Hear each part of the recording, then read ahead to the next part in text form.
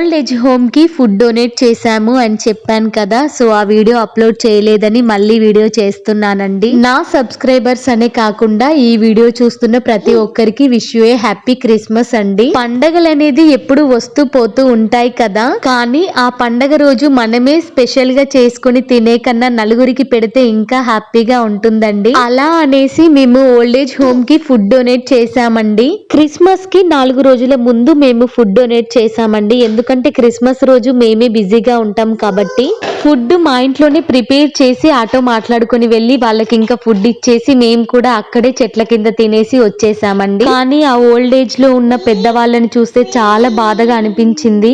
అంటే వాళ్ళకి కాలొంక కానీ చెయ్యొంక కానీ ఏది లేదు, బానే ఉన్నారు, అయినా కూడా ఓల్డ్ ఏజ్ లో జాయిన్ చేశారని బాధ అనిపించింది. అంటే అలా కాలు చేయి వంక ఉంటే మనం ఓల్డ్ ఏజ్ హోమ్ లో జాయిన్ చేయొచ్చా అక్క అని మీరు మాత్రం కమెంట్ పెట్టొద్దండి.